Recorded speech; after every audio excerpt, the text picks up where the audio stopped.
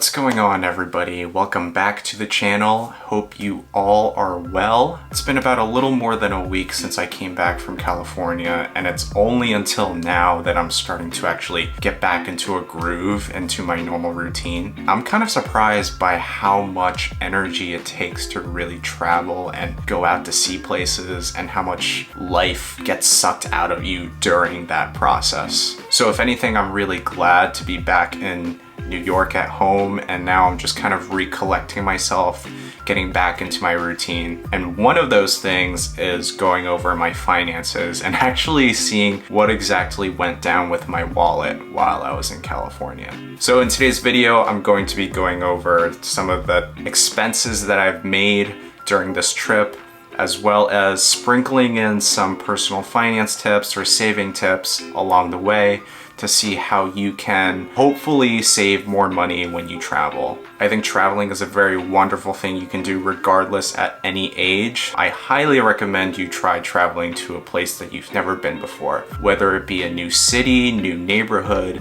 new state, or even a new country. Well, once things open up. If you want to be able to experience all these new things, you will need some money. And if you're someone who doesn't have a high salary like me, you will have to do some saving along the way. Now, if you're looking for a way to make your personal finance journey a bit more seamless, allow me to introduce you to today's sponsor, Digit. Digit is a personal finance app whose mission is to make everyone's personal finance journey more seamless by making managing money more effortless and automated. Recently, Digit has partnered with MetaBank to release a new product called Direct. Direct is a comprehensive financial solution that allows you to have your spending account, savings account, and bills all in one platform. It's basically like a really intelligent bank account. Only within a day of using Direct, I had already been able to witness Digit's automation tool firsthand. After depositing some money into my spending account with Direct, I noticed the next day my savings account actually grew by just a little. I had already saved money without even noticing that the money was gone in the first place. And that's kind of the magic with Direct. Now, I think that if you're someone who is A, a beginner at personal finance and don't necessarily know where to start, or B, you're someone who prefers not to think about personal finance too much, yet you still want to be financially responsible, then I think Direct is a great product for you. Now, here's the catch. Direct isn't available to the public just yet, but Digit and MetaBank plan to release the product later this year in 2021. Now, if you do want to hop on the waitlist, you can use my link on the screen or click the link in my description box below. So I would definitely go check it out if you're interested and see how Digit can help you save more. And finally, thank you to Digit for sponsoring this video. So let's go over the first expense of the trip, which is the flight tickets. Now, people would usually think that flight tickets are one of the most expensive parts of a trip, but in this case, that was not true. Now, keep in mind that I did have 3 flights because I did fly to San Francisco first to spend the week with Prasan, and then I spent another ticket to go from San Jose all the way to Los Angeles, and then another ticket to finally return from LA to New York. Now, in total, those 3 flights cost $328.78. However, because I actually used credit card points to pay off my last flight home, the cost of the flights turned out to actually be $227.38. That's really good, and I'm pretty proud of myself for that one. Now, I think there are a few reasons why the prices were pretty low for me. 1, we're still not completely out of the panorama, and 2, I chose a time when not a lot of people were traveling. So I chose to leave on October 17th all the way until October 31st. So because the holidays like Thanksgiving and Christmas are right around the corner, I took a hunch that a lot of people weren't traveling around the time that I would be. So the prices were a little bit lower than they usually were. If you are someone who isn't necessarily tied down by the school calendar, so if you are someone who's in college, or if you're a parent with a kid who's in school, this may not necessarily apply to you, but if you have that freedom to travel whenever you want because you work remotely, for example, try to pick times when other kids don't have off, because if you choose a time like spring break, Thanksgiving, Christmas, like those tickets will obviously be very expensive. So I think it's just logical to pick a time when things aren't super crazy to reduce the cost of your flight. Now, if you are someone who is sort of tied down to the school calendar, then you could either, skip class, or you could actually use credit card points, because those points are specifically designed to have more value than $1. In my case, I used Chase Ultimate Rewards points from the points that I gathered from sign-up bonuses with the Chase Sapphire Preferred, as well as the Chase Freedom Unlimited. And if you guys don't have any of those, or if you are interested in a credit card, like a beginner credit card that you can use to rack up points, I do have a link for the Chase Freedom Unlimited in the description box below if you are interested. It has a pretty solid sign-up bonus and there's no annual fee, so that's already a huge plus. Just make sure that if you are getting the credit card, you are paying the statement balance in full every month so that you aren't paying any interest on that debt. Another big expense that people face when traveling is housing. Now, luckily for me and my friend Greg, we actually had a friend who was in the LA area, so we ended up just crashing in his living room, and that was pretty great. If you are someone who just purely wants to travel and doesn't want to necessarily spend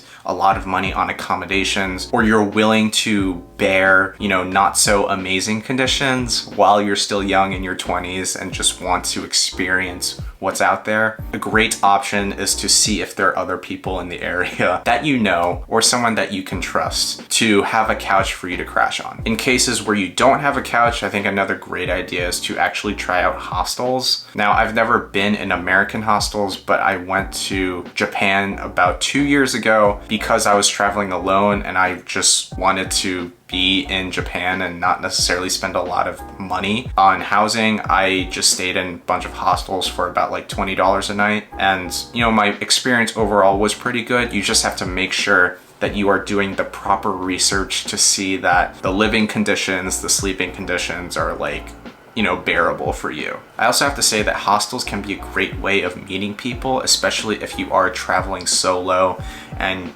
if you want a travel companion or some sort of buddy with you along the way, then I think hostels are also a great option for that.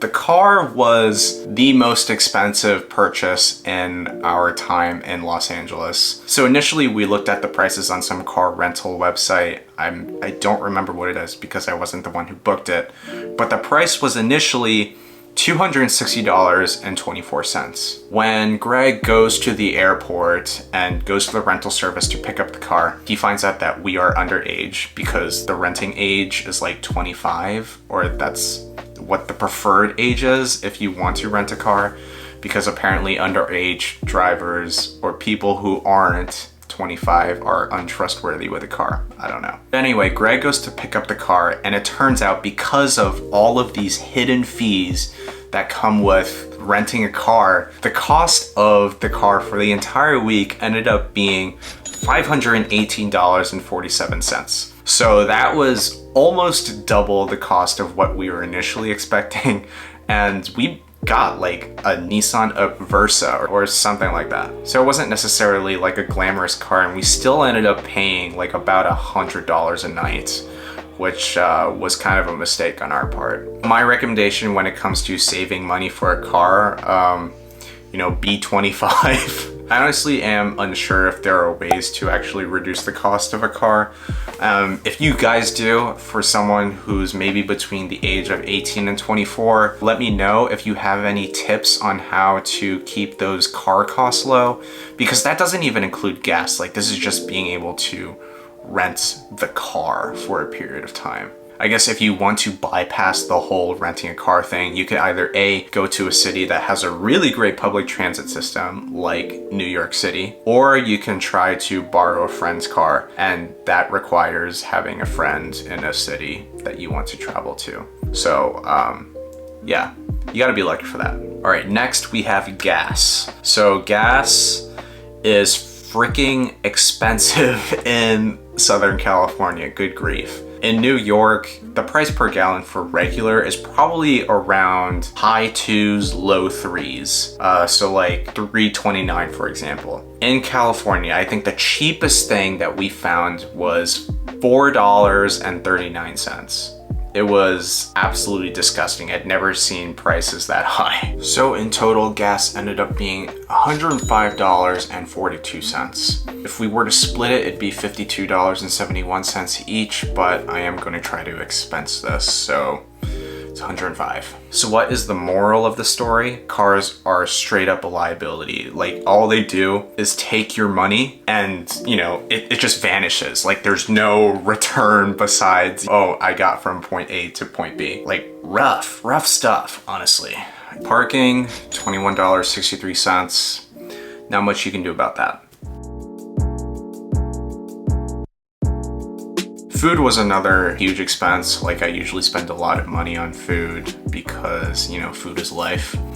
I love food. So in total, over the past 7 days, we ended up spending $328.71. I say we, but I'm talking about like just myself. And the reality is we didn't spend a lot of time at home, so we were usually out on the road, like eating snacks, lunch, going out for dinner every single night. And yeah, that stuff kind of adds up. I'd say for lunch, on average, a meal was between $15 to $20. Dinners at minimum are at about $20, especially if you want to order like a nice entree and then an appetizer and maybe drinks / dessert, if you know, so all of that stuff really adds up. Honestly, $20 is a very generous estimate. I'd say it's more closer to $30s to $40 range. And then of course you got like random coffees in the morning when you just want a nice hot beverage. So yeah, food ended up costing a lot of money for me. I'm actually surprised that food is right around the same amount as my flights were if I decided not to use points for my flights. Groceries, I spent about $62.29.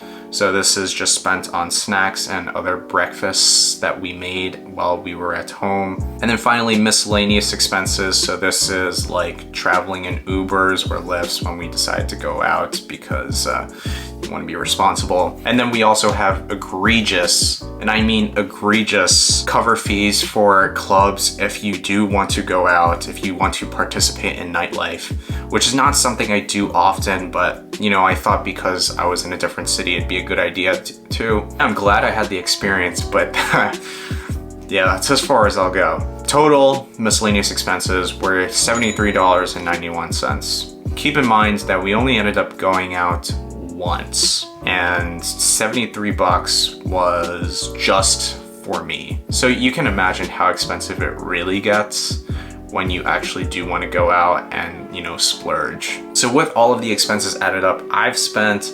$1,128.27, which for a week traveling and, you know, just eating out a lot, I feel like is pretty standard, especially in a city like Los Angeles. It's like one of the most expensive cities in the US. So not really surprising, but it definitely did hurt considering I tend to be more frugal and I don't love spending money. But you know, I've never really been to LA before, so I think it's a justified purchase. But you know, obviously this is not something I can sustain long term. Maybe I just shouldn't travel until I'm 25. That's the conclusion that I might come to. Or you should get more people to travel with you because that'll easily cut the costs. So I hope this video gave you guys some insight on how LA can look like, at least in a financial lens. I wasn't really holding back when it comes to spending, so I guess I was pretty liberal with it, and this is kind of the number that I've come to. But yeah, I'm really glad that this is just like a one-time thing because there's no way I'd be able to do this multiple times. But thank you guys for watching, and I'll see you in the next video. Take it easy.